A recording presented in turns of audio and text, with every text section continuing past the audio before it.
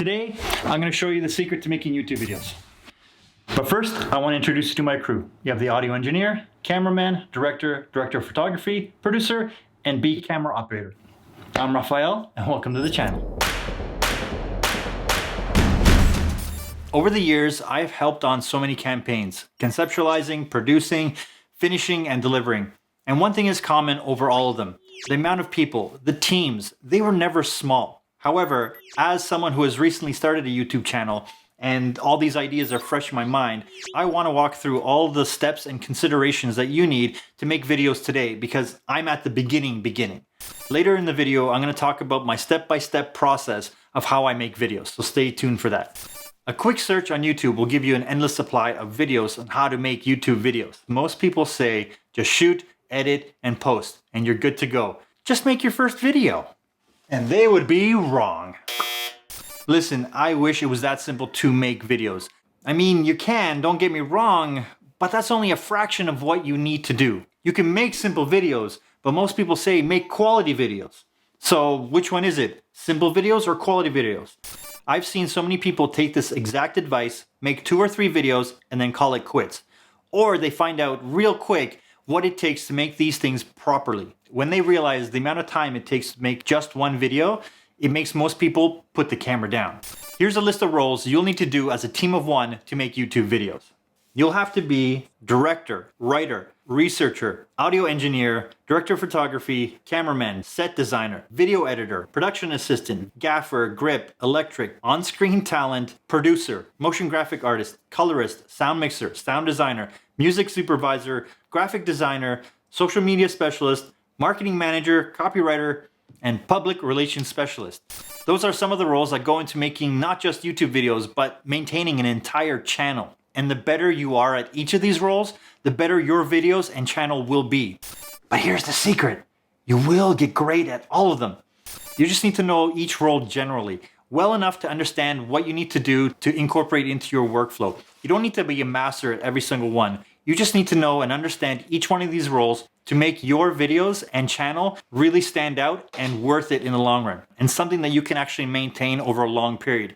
Because everyone recommends making 1 or 2 videos a month, or at least 1 a week if you really want to go for it. It's not as overwhelming as I'm making it sound. It actually gets easier and easier the more times you do it. And if you're doing 1 video a week, that's 52 videos in a year. Or if you half that, that's 25 videos. That is a lot of content to be producing. And if you're just starting out and you're trying to learn the technical part of it, but you're really good at doing the thing in front of the camera, figuring out the back end and repeating it is going to make your videos stand out and get better and better over time. So now I want to talk about the basic structure of how I go about planning, making, finishing, and posting my videos. First thing I do is I write down the general idea of the video, the general structure. I research if there's any relevant info to support my idea. I check out if there are other videos on the topic and think about what I can do differently. I let the idea incubate a little bit, sometimes for a little too long. I try to visualize in my head how the video will flow. I think about the type of B-roll shots I will need to help communicate the message as clearly as possible. Then I take some time to clean the studio area, prepping it for filming. I like this part because it allows my brain to build the video in my head as I'm prepping for it. Then I film, usually multiple takes, until I feel I got what I need.